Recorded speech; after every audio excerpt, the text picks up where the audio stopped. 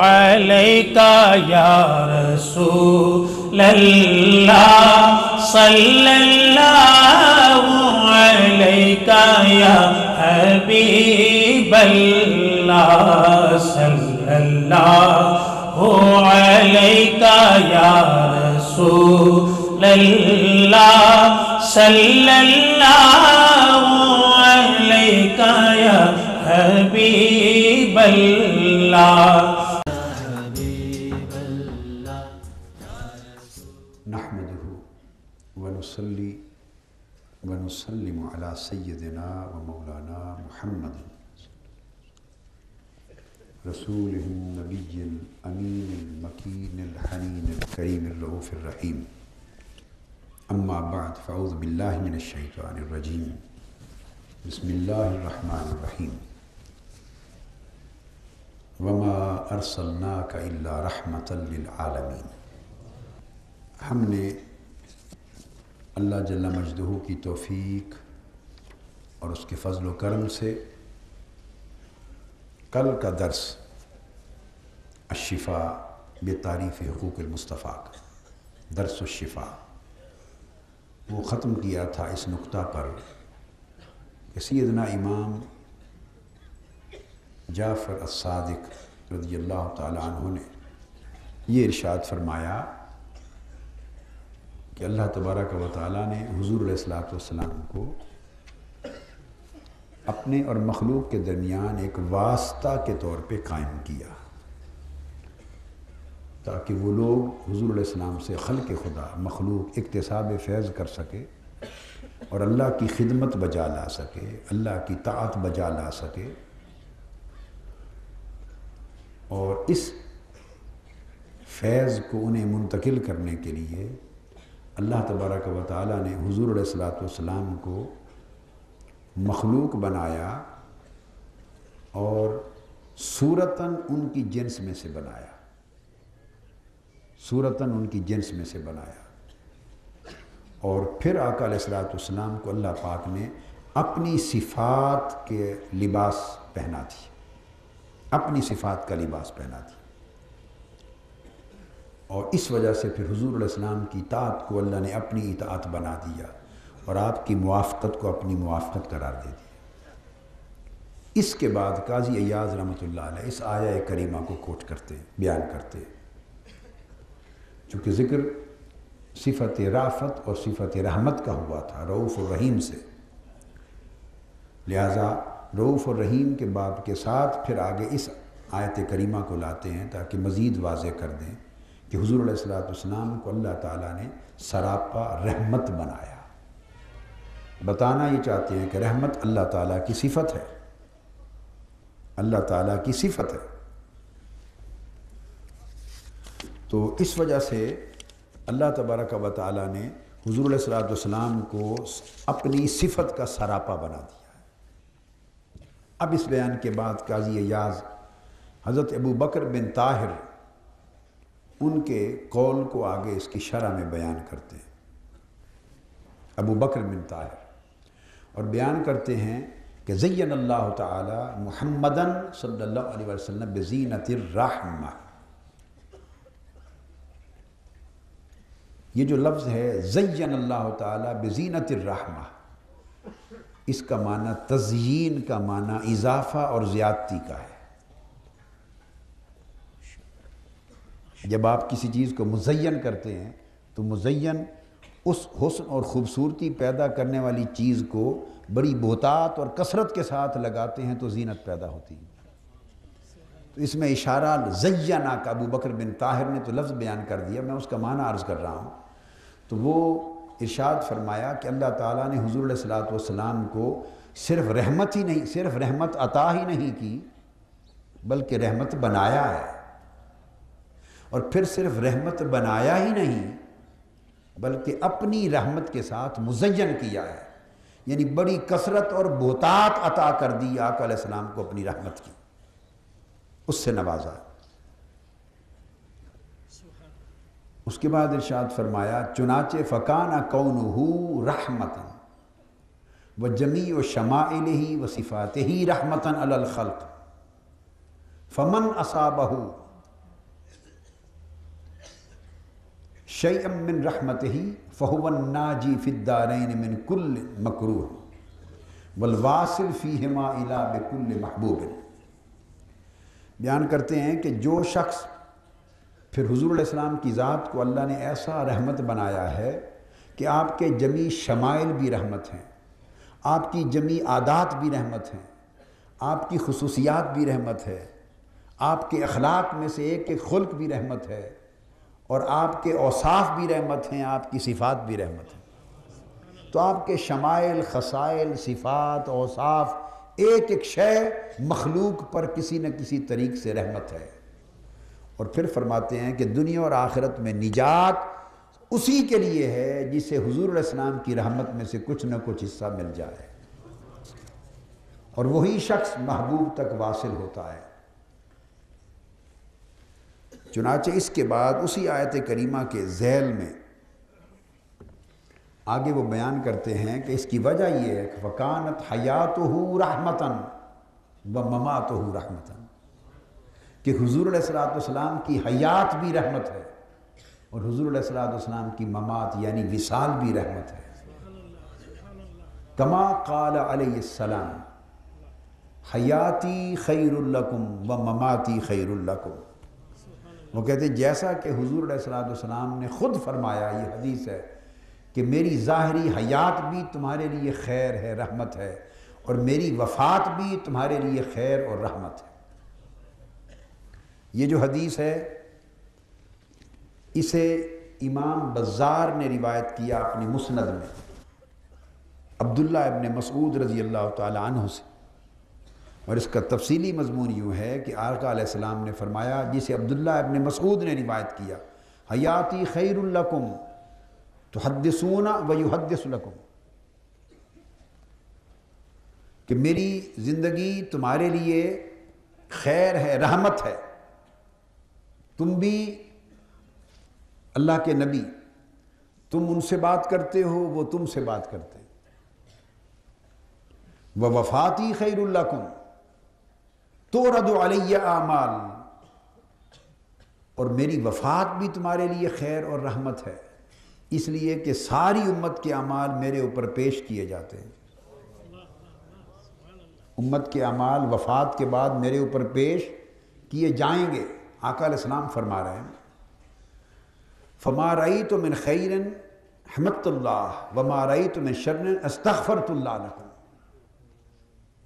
تو پھر تم میں سے کوئی نیک عمل کسی کا میرے سامنے آئے گا، خیر کی بات آئے گی، اچھائی کی بات آئے گی، تو میں اللہ کی حمد و ثنا کروں گا، یعنی شکر بجا لاؤں گا کہ مولا تو نے میری امتیوں کو یہ توفیق عطا کی۔ اور اگر کسی کا کوئی گناہ، کمزوری اور خطا میرے سامنے آئے گی تو دیکھتے ہی نامہ اعمال کو، یہ ہر شام کو ہوتا ہے، دیکھتے ہی میں اس کے لیے اللہ کے حضور بخشش طلب کروں گا۔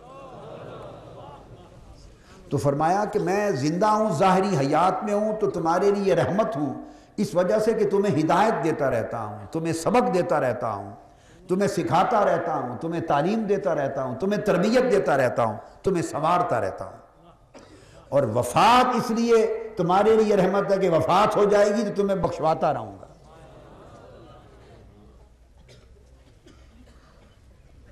اس کی سند شرط مسلم، صحیح مسلم کی شرط پر صحیح ہے، اور اصلاً اسے امام احمد بن حنبل نے روایت کیا مسند میں، اور امام بزار نے روایت کیا وقال رجالہ رجال الصحیح، کہ اس حدیث کے رجال روات صحیح کے ہیں، اور ابن سعد نے طبقات میں روایت کیا، اور ابو بکر بن عبداللہ المزنی نے مرفوعاً روایت کیا اور کہا ہوا مرسل صحیح، یہ مرسل صحیح ہے۔ اور حدیث پاک اس کے اوپر صراحت کے ساتھ یہ بیان کر رہی ہے کہ حضور علیہ السلام وفات کے بعد اپنی امت کے لیے بخشش، استغفار کا سامان مہیا کرتے رہتے ہیں، یہ آپ کی شفاعت کی طرف اشارہ ہے۔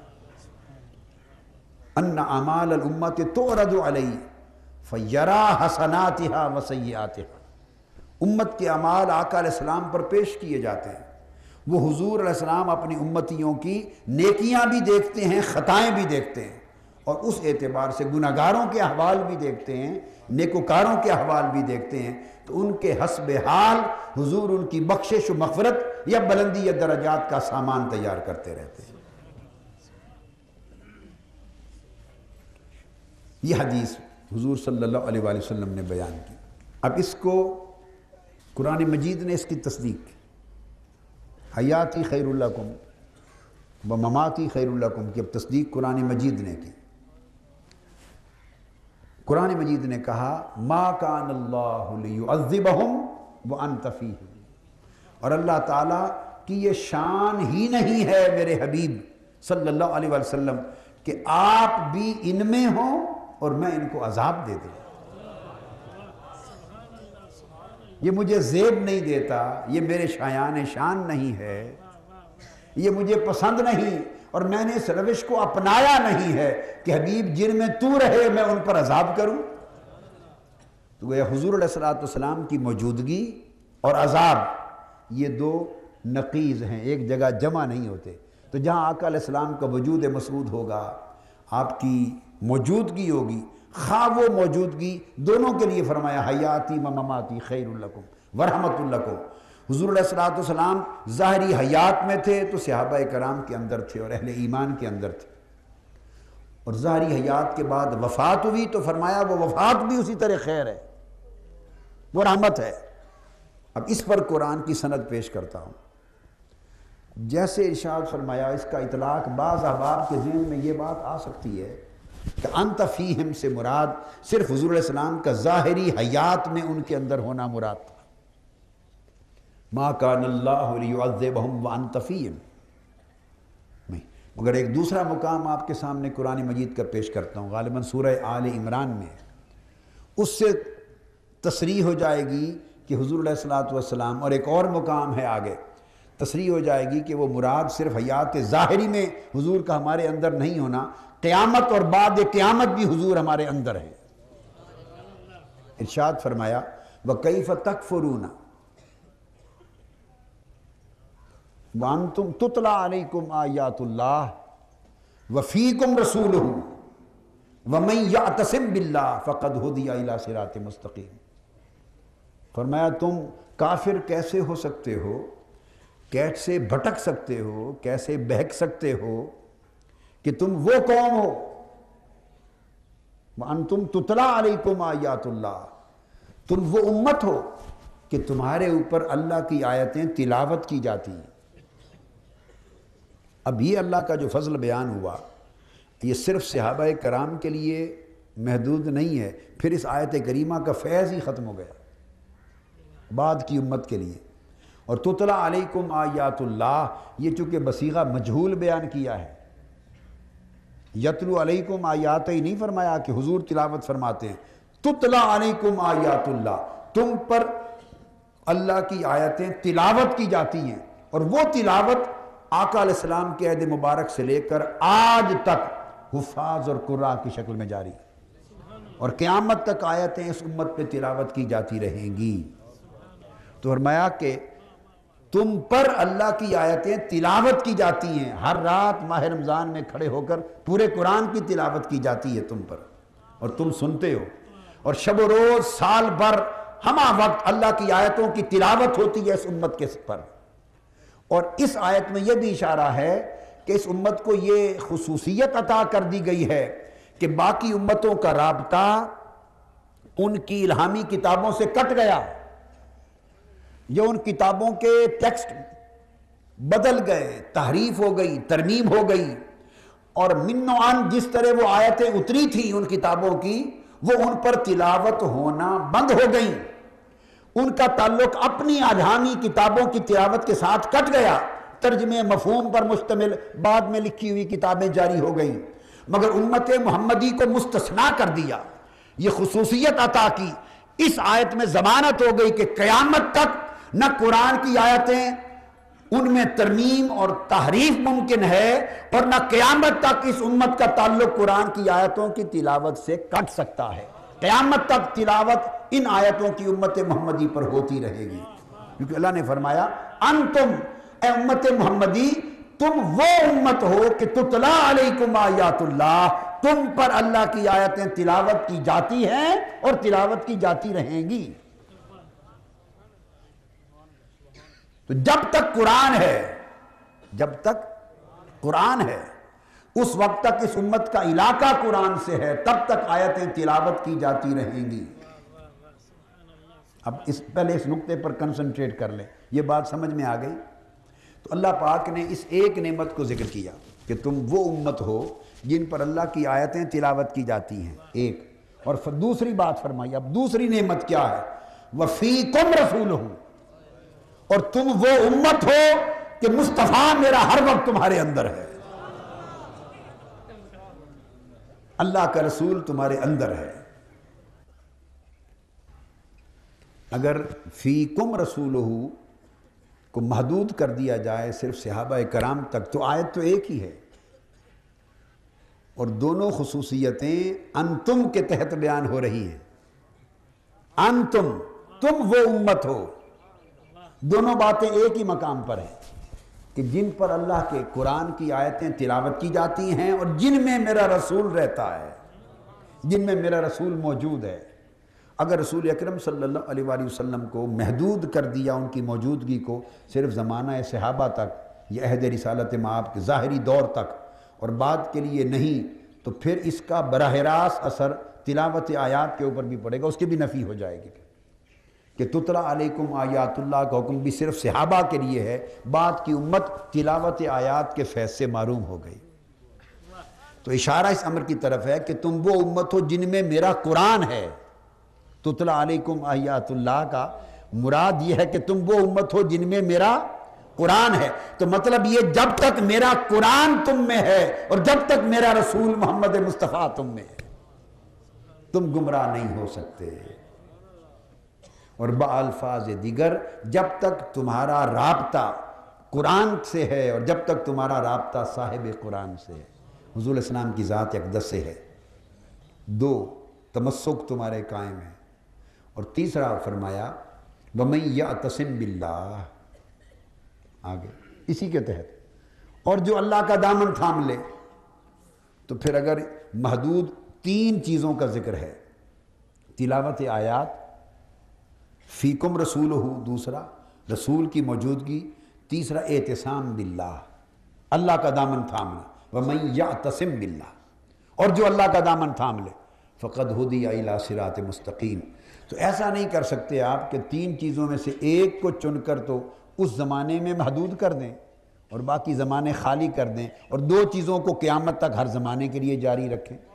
یہ پک اینڈ چوز نہیں ہو سکتا اپنی مرضی سے، یا تینوں زمانے میں بند کیے جائیں گے یا تینوں قیامت تک اور بعد قیامت جاری رہیں گے، کیونکہ سب حکم، تینوں خوبیاں انتم کے تحت آئی ہیں۔ تم وہ امت ہو جن پر میری آیتیں تلاوت ہوتی ہیں، جن میں میرا رسول ہے، موجود ہے، اور تم میں سے جو اللہ کے دامن کو تھام لے۔ تو کیا اس کا مطلب یہ لیا جا سکتا ہے کہ اے صحابہ صرف تم میں سے جو اللہ کا دامن تھام لے اور باقی لوگوں کے لیے نہیں؟ تو گویا امت کہاں گئی پھر؟ تو امت اللہ کا دامن تھامنے سے مستثنا ہو گئی۔ تابعین، کیا انہوں نے اللہ کا دامن نہیں تھاما؟ تبع تابعین نے نہیں تھاما؟ ائمہ، اولیاء، محدثین، مجددین، مجتہدین نے اللہ کا دامن نہیں تھاما؟ عارفین نے؟ تو اگر آپ کہیں کہ نہیں، تابعین، تبع تابعین نے بھی تھاما، اور اگر پھر وَمَن يَعْتَصِم بِاللَّهِ کو آپ نے خاص نہ کیا، اس زمانے میں عام کر دیا قیامت تک کے دور کے لیے، تو پھر یہی عمومیت تلاوت آیات کے لیے بھی ہوئی اور یہی عمومیت حضور علیہ السلام کی موجودگی کے لیے بھی ہوئی۔ تو یہ تین چیزیں آ گئیں۔ اب ایک اور مقام پر قرآن مجید میں ارشاد فرمایا، جس میں ارشاد فرمایا گیا وَزَيَّنَهُ فِي قُلُوبِكُمْ، تیسری آیت، وَاعْلَمُوا أَنَّ فِيكُمْ رَسُولُ اللَّهِ، جان لو کہ رسول تمہارے اندر ہیں۔ اور پھر اللہ پاک نے بعد میں فرمایا وَزَيَّنَ، ایمان کے لیے فرمایا وَزَيَّنَهُ فِي قُلُوبِكُمْ، کہ ایمان کو اللہ نے تمہارے دلوں میں مزین کر دیا۔ پھر ایک اور مقام پر اللہ رب العزت نے فرمایا سیدنا ابراہیم علیہ السلام کا ذکر کر کے ارشاد فرمایا وَاعْلَمُوا أَنَّ فِيكُمْ رَسُولَ اللَّهِ، جان لو کہ اللہ کا رسول تمہارے اندر ہے، تم میں اللہ کے رسول ہیں۔ اور اگر وہ بہت سے معاملے میں لو یطیعکم فی کثیر من الامر لعنتم ولکن اللہ حبب الیکم الایمان وزینہ فی قلوبکم وکرہ الیکم الکفر والفسوق والعصیان اولئک هم الراشدون فضلا من اللہ ونعمہ واللہ علیم حکیم۔ تو یہاں بھی اللہ نے وَاعْلَمُوا أَنَّ فِيكُمْ رسول اللہ کا کلمہ ارشاد فرمایا۔ ایک اور مقام پر سورہ آل عمران میں اللہ رب العزت نے ارشاد فرمایا کہ یہ صرف صحابہ کرام کے لیے مخصوص نہیں، امت سے خطاب ہے، امت کے لیے فرمایا ان اول الناس، اس میں تمام مقامات کی تصدیق ہو گئی۔ ان اول الناس ابراہیم للذین اتبعوہ وَهَذَا النَّبِيُّ وَالَّذِينَ آمَنُوا وَاللَّهُ وَلِيُّ الْمُؤْمِنِينَ، فرمایا بے شک تمام لوگوں سے بڑھ کر حضرت ابراہیم زیادہ حقدار تھے۔ پیچھے توحید کا ذکر آ رہا ہے اور دین حنیف کا ذکر آ رہا ہے، اور وَاتَّبَعُوا الَّذِينَ اتَّبَعُوهُ کہ ان کی پیروی کی جائے، ان کی اتباع کی جائے ان لوگوں کے لیے جنہوں نے حضرت ابراہیم کی پیروی کی، ان کی ملت ابراہیمی پر چلنا، ان کے مذہب کو تھامنا، ان کے دامن سے متمسک ہونا، سب لوگوں سے بڑھ کر حضرت ابراہیم کے حقدار وہ لوگ تھے جنہوں نے حضرت ابراہیم کی پیروی کی۔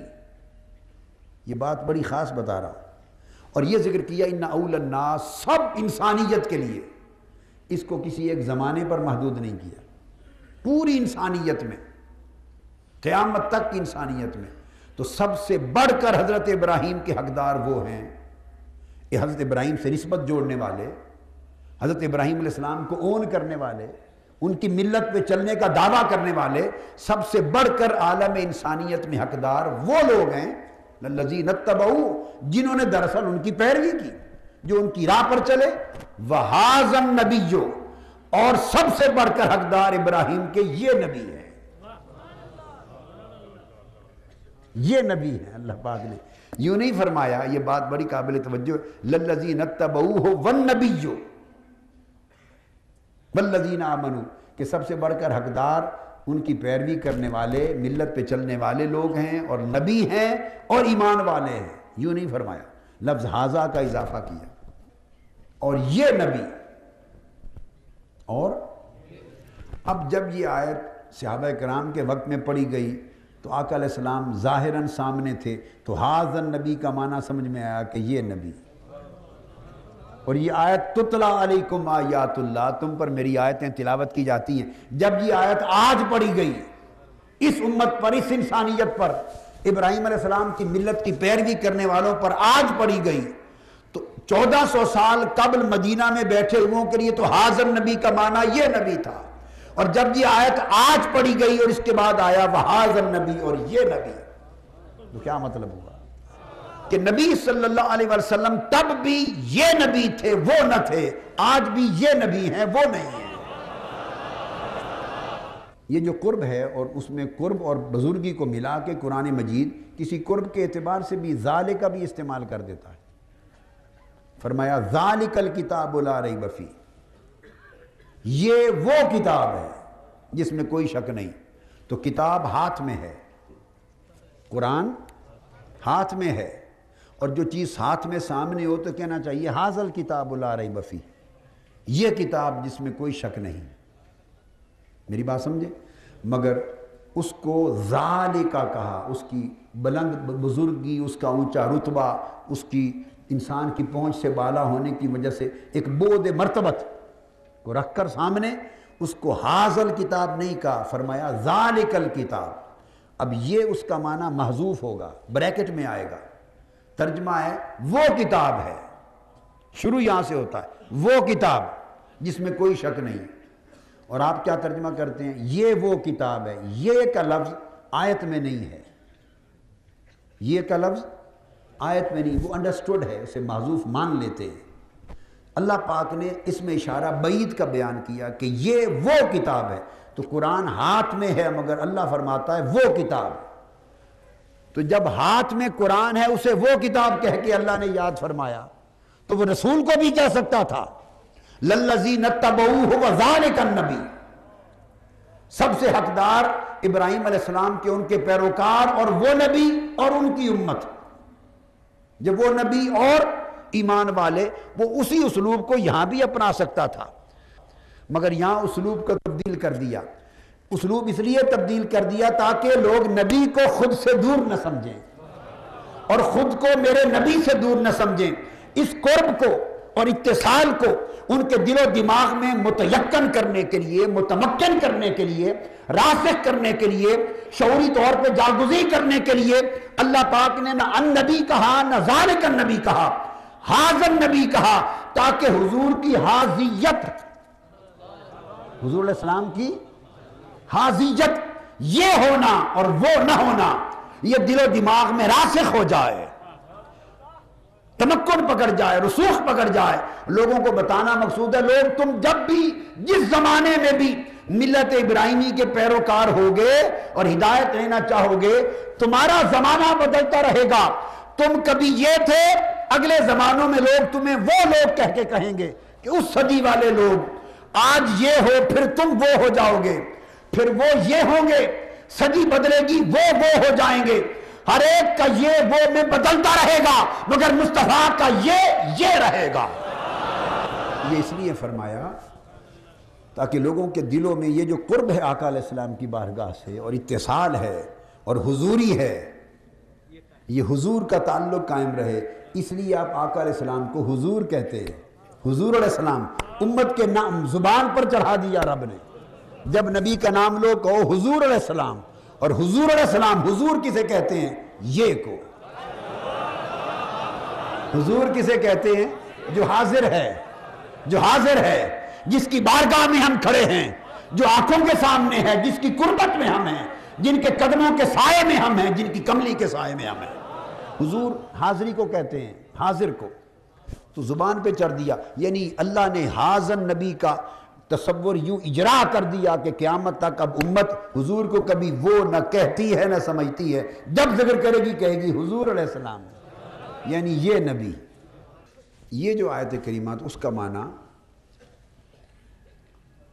ما کان اللہ لیعذبہم وانت فیہم، ایک مقام پر تو اس کا اطلاق اس ظاہری دور پر ہوا، اور اس کا مورد عام نہ مانے اور اسے آگے نہ چلائیں تو پھر تو قرآن مجید کی وہ ساری آیتیں جن کا شان نزول آپ پڑھتے ہیں، مفسر بیان کرتے ہیں، وہ تو صرف اسی شان نزول کے واقعہ کے ساتھ خاص ہو گئیں اور امت کے لیے ان کا نفع، ہدایت اور تعلیم و تربیت عام نہ رہی. تو ہمارے شان نزول میں تو کوئی آیت ہی نہیں اتری. ہم تو کسی ایک آیت کے بھی شان نزول میں نہیں ہیں. بولیے، ہم تو ایک آیت کے بھی شان نزول میں نہیں ہے. تو انسان کہہ سکتا ہے بڑی آسانی سے جان چھوٹ گئی، ہمارے لیے تو آیت اتری نہیں. آیت تو اتری تھی بدر والوں کے لیے، آیت اتری تھی احد والوں کے لیے، آیت اتری تھی غزوہ خندق والوں کے لیے، آیت اتری تھی ہجرت کرتے وقت ان کے لیے. تو پھر تو ساری آیتیں خاص مورد میں اتری تھیں، تو اس کو اگر اس کے لیے بند کر دیا تو پھر پوری امت پورے قرآن کی ابد الآباد تک کے فیض سے معروم ہو گئی. یہ تفسیری نقطہ سمجھا رہا ہوں. نماز روزہ بھی خاص ہو گیا. اقیم الصلاۃ، نماز قائم کرو، امر کا صیغہ ہے، اور مخاطب تو اولی صحابہ کرام ہی تھے. تو کوئی کہے گا یہ تو کہا ہی ان کو تھا جب قرآن اترا، ہم تو موجود ہی نہیں تھے وہاں، ہمیں کہا ہی نہیں. جو موجود تھے انہی کو کہا نماز پڑھو، روزہ رکھو. ہم 1400 سال بعد لاہور میں بیٹھے، ہم کہاں موجود تھے؟ تو آیت میں ہمارا نام کہاں ہے بھئی تم بھی پڑھو؟ یہ تو ان کو حکم تھا. تو سارے قرآن کی تعلیمات کا مذاق بن جائے گا اگر مورد خاص اور مورد عام میں ربط قائم نہ کیا جائے. وہ ربط معنی ہوتا ہے. شان نزول کے اعتبار سے جب وارد ہوتی ہے، نازل ہوتی ہے آیت، اس کا پہلا اطلاق اسی طرح ہوتا ہے مورد خاص کی مناسبت سے، تاکہ سمجھا جا سکے.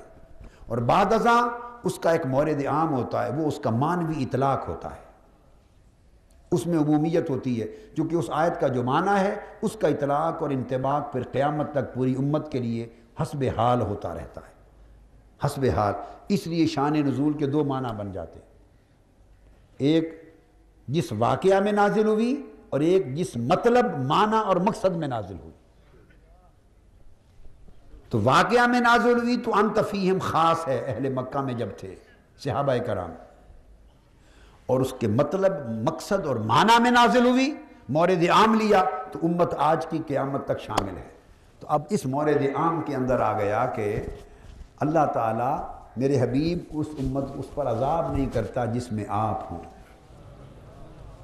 اور دلیل اس کی یہ ہے کہ وہ جو پہلی امتوں پر ان کی آفتوں اور بدعمالیوں کے نتیجے میں فوری عذاب آتے تھے، وہ فوری عذاب حضور علیہ السلام کی امت کے لیے اٹھا دیے گئے۔ تو کیا وہ صرف صحابہ کرام کے لیے اٹھائے گئے؟ یہ ہمارے لیے بھی آج تک اٹھے ہوئے ہیں، آج تک اٹھے ہوئے ہیں۔ کس کی شکلیں بگڑی ہیں؟ خنزیر بنائے اور بندر بنائے۔ کس پر پتھروں کی بارش ہوئی ہے؟ کس کی زمین الٹ دی گئی ہے؟ وہ آقا نے فرمایا میری امت پر خصائص میں سے ہے کہ وہ عذاب جو عذاب عاجلہ آتے تھے وہ اٹھا دیے گئے، مؤخر کر دیے گئے قیامت تک کے لیے۔ تو آج وہ عذاب عاجلہ نہیں آ رہا، نہ مسلمانوں پر نہ کافروں پر، چونکہ کافر بھی امت دعوت میں شامل ہیں، آگے ذکر آئے گا۔ تو حضور علیہ السلام کی یہ نعمت برقرار ہوئی نا کہ اس امت سے عذاب عاجل اٹھا دیا گیا۔ تو عذاب عاجل کا اٹھ جانا یہ بشارت اسی آیت کریمہ میں ہے، ما کان اللہ لیعذبہم وانت فیہم۔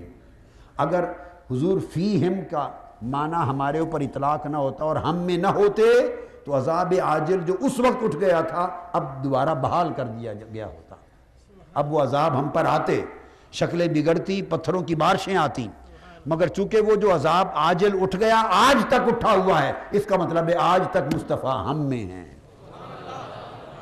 اور جب تک عذاب عاجل نہیں آتا ہم میں رہیں گے۔ تو حضور علیہ السلام نے فرمایا کہ اس طرح میں تم میں ہوں، تو ظاہراً تھا تب بھی تم ہی میں تھا، تمہارے بھلے کے لیے کرتا تھا۔ وفات ہو گئی تو فاشفعوا فی غفران سیئاتکم وادعو لکم فی تحسین حالاتکم۔ وفات ہو گئی ہے تو اب تمہارے حالات کو بہتر کرنے کے لیے صبح و شام دعا کرتا رہتا ہوں، اور تمہارے اعمال پیش ہوتے ہیں تو ان کو دیکھتا ہوں تو جہاں گناہ ہوتا ہے اس کی بخشش کے لیے دعا کرتا ہوں۔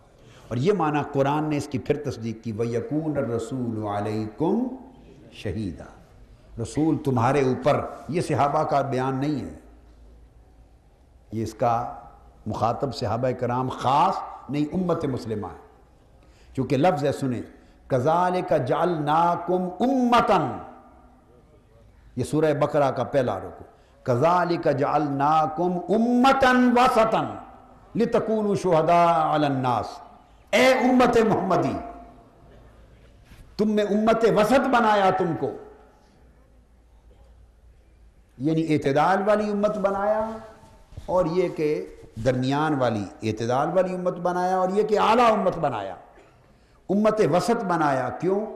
اب یہ کس کو خطاب ہے؟ امتاً، پوری امت کو، لِتَكُونُوا شُهَدَاءَ عَلَى النَّاسِ، تاکہ تم پورے عالم انسانیت پر گواہ ہو جاؤ۔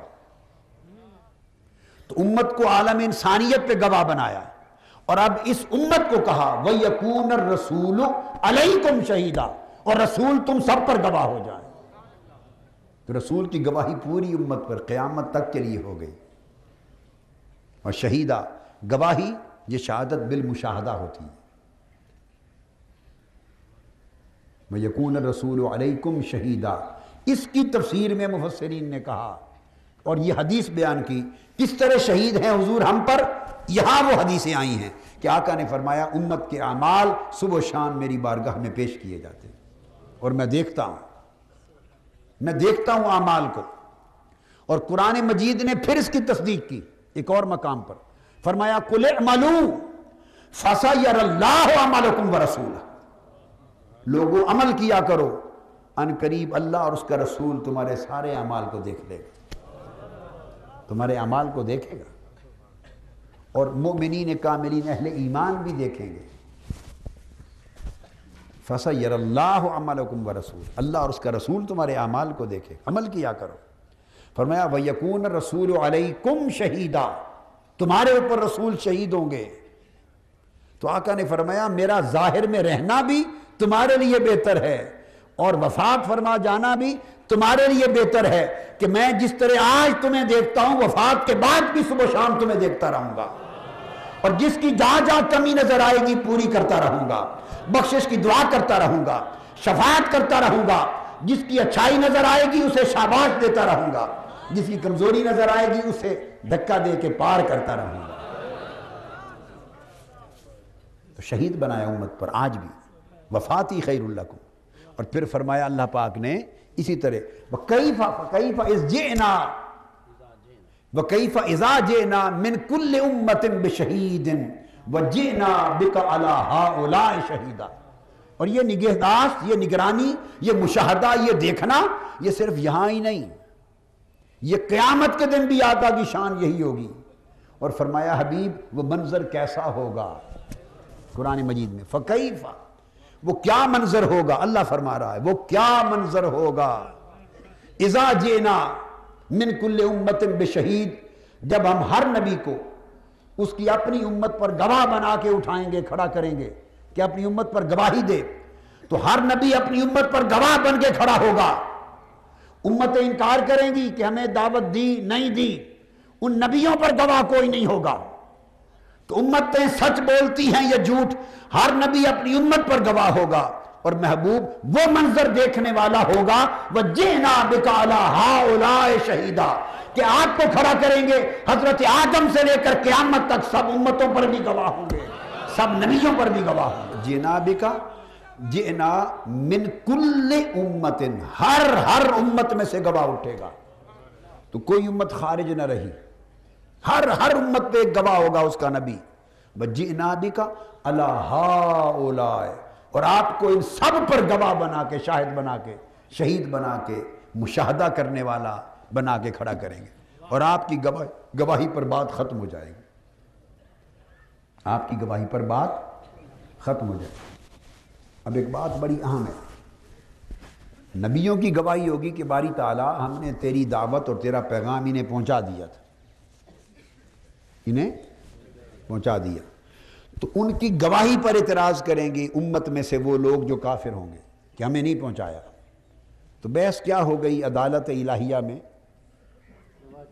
جھگڑا یہ ہوا کہ نبیوں نے کہا ہم نے پہنچا دیا تیرا پیغام، انہوں نے کہا منکرین نے کہ ہمیں نہیں پہنچایا، تو گویا نفس دعویٰ کا انکار ہو گیا، نفس دعویٰ کا کہ ہمیں تیرا پیغام انہوں نے پہنچایا ہی نہیں، تو ان کی گواہی کا معاذ اللہ انہوں نے انکار کر دیا، گواہی کو نادرست قرار دے دیا۔ اب ان کی گواہی کو سچا قرار دینے اور ان امتوں کے انکار کو جھوٹ قرار دینے کے لیے اب ایک گواہ چاہیے ہوگا جس کی گواہی قطعی ہو، تو وہ سنی سنائی گواہی دینے والا قطعی ہوگا یا دیکھ کر دینے والا قطعی ہوگا۔ جب گواہ رد ہو جائے اور گواہ پر اعتراض ہو جائے تو گواہ کی گواہی کی صداقت کے لیے کسی کو بلایا جائے تو وہ کون ہوگا؟ بالسماع شہادت دینے والا یا بالبصر شہادت دینے والا؟ کہ میں نے سنا ہے انہوں نے گواہی دی تھی، تو کیا اس گواہی کی تصدیق ایسی گواہی سے ہوگی؟ وہ تو کمزور گواہی ہو گئی۔ اور میں نے جانا ہے، سنا ہے کہ ان امتوں نے انکار کیا تھا، تو کیا وہ گواہی قبول ہوگی؟ گواہی تو چیلنج ہو گئی ہے۔ جب اللہ کے گواہوں کی، اللہ کے گواہ ہے، نبی اللہ کے گواہ ہے، اللہ کے گواہوں کی گواہی چیلنج ہو جائے، کافر چیلنج کر دیں، تو اس کی تصدیق کے لیے جب گواہ کھڑا کیا جاتا ہے تو وہ مشاہدے والا گواہی ہو سکتا ہے، وہ سنا کے گواہی دینے والا نہیں ہو سکتا۔ اب سمجھیے نا، یہ فرق کیا ہے کہ ان کا گواہی دینا اور چیز ہوگی، وَجِئْنَا بِكَ عَلَىٰ هَٰؤُلَاءِ شَهِيدًا، اور پھر جب آپ کھڑے ہوں گے تو آپ کہیں گے کہ میں گواہی دیتا ہوں، اور آپ کی گواہی جو ہے وہ اصالتاً ہوگی، وکالتاً نہیں ہوگی۔ اس لیے آقا علیہ السلام کو جو مقام عطا کیا وہ یہ کہ حضور کی حیات اور حضور کی وفات ساری حق ہے، خیر ہے، رحمت ہے۔ اور یہ جو آقا، یہ آیت کریمہ، اس پر ملا علی قاری رحمۃ اللہ علیہ جو عظیم محدث اور فقیہ حنفی ہے، امام ملا علی قاری شارح شفا، اسی شفا شریف کی شرح میں آگے کسی اور مقام پر چل کر آگے اس مقام کے تحت وہ لکھتے ہیں کہ انہو صلی اللہ علیہ وآلہ وسلم کہ حضور علیہ السلام کان حاضر ناظر فی ذالک الارض الاکبر۔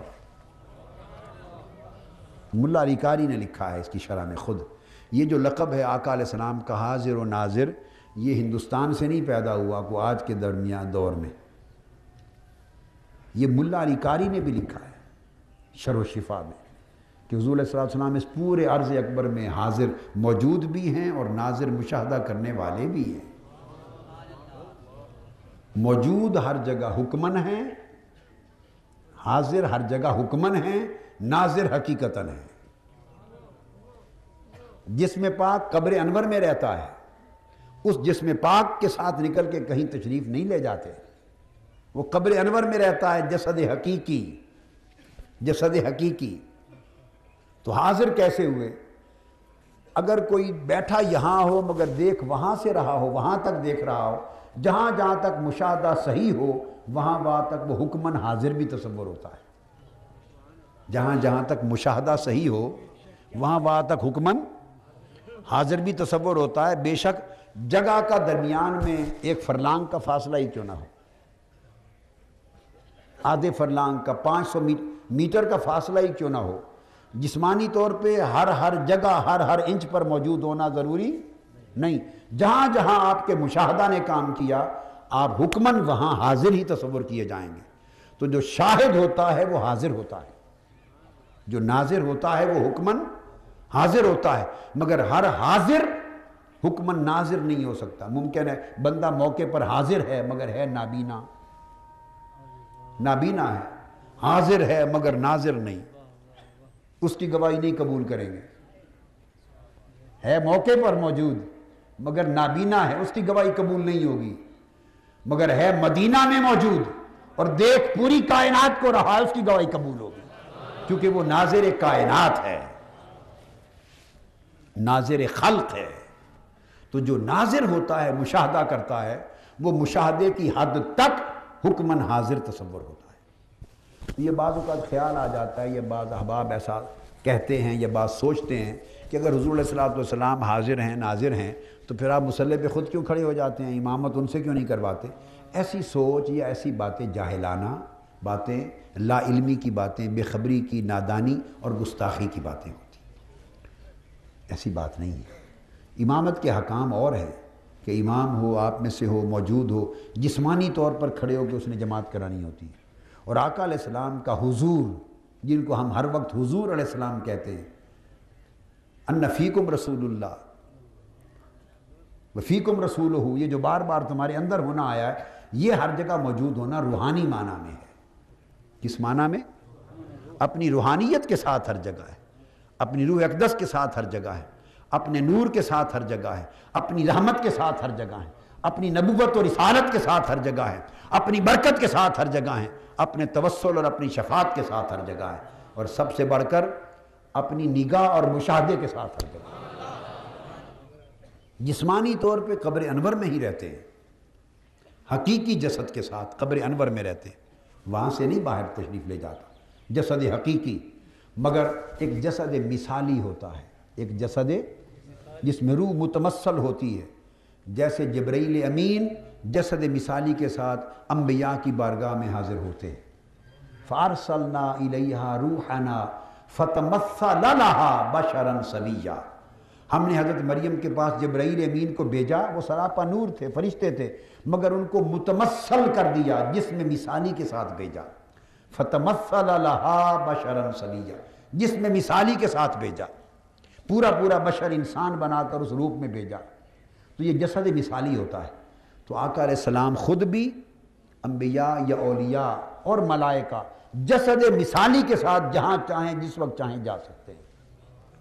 اگر کسی کو بیداری میں آقا علیہ السلام کی زیارت ہو، حصی طور پر، موجود طور پر بیداری میں زیارت نصیب ہو، تو وہ جسد حقیقی نہیں ہوتا، کبھی بھی یاد رکھ لے، وہ جسد مثالی ہوتا ہے، اور جسد مثالی سے وہ ایک وقت میں 1,00,000 جگہ جانا چاہیں تب بھی جا سکتے ہیں۔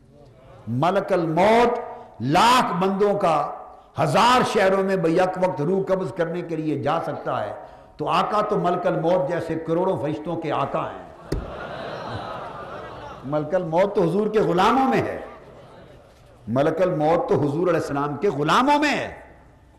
ملک الموت الذی وکل بکم، قرآن کہتا ہے موت کا فرشتہ ملک الموت وہ ہے جسے تمہارے اوپر مقرر کیا گیا ہے، الذی وکل بکم، واحد کا صیغہ ہے، یہ موت کا فرشتہ تم سب پر موکل کیا گیا ہے، مقرر کیا گیا ہے۔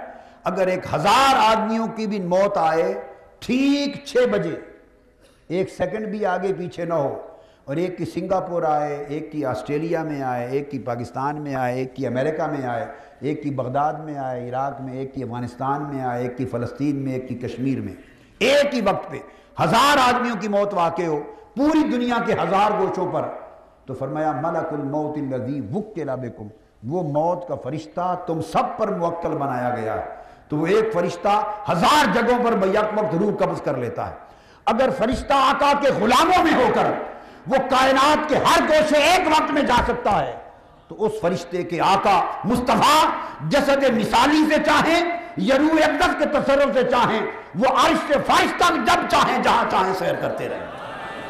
اس لیے آقا علیہ السلام کسی کی زیارت میں جائیں، 1000 لوگوں کو زیارت کروائیں، روحانی طور پہ بیک وقت کروائیں تو وہ بھی جائز، جسمانی طور پہ ظاہراً کسی کو دیدار کروائیں تو وہ بھی جائز، وہ جسد مثالی ہوگا، روحانی طور پہ توجہ کریں تو تب بھی جائز۔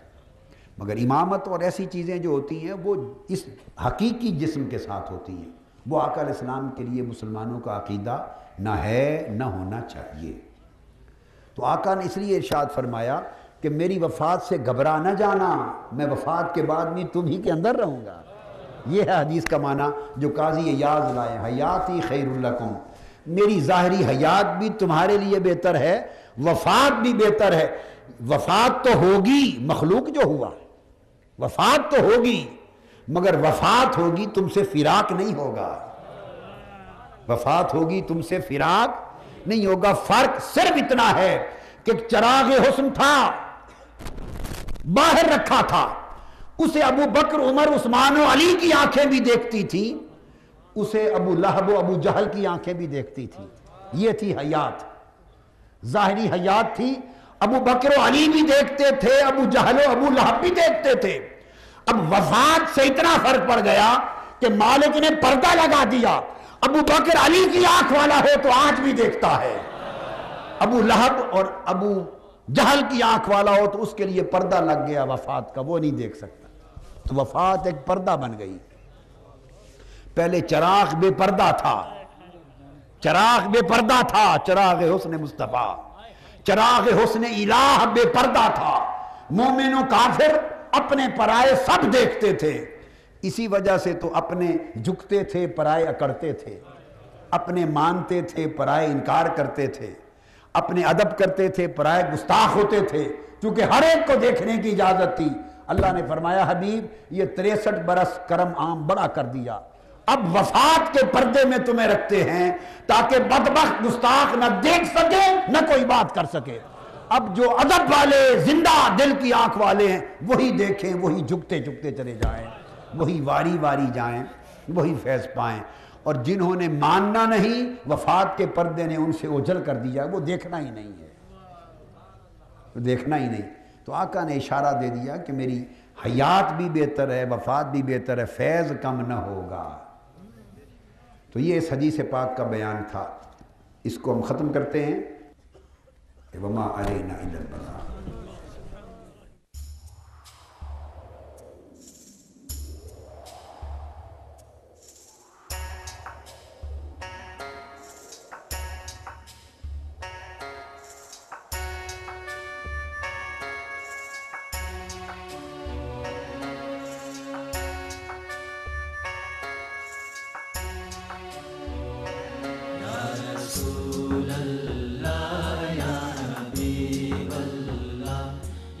رسول اللہ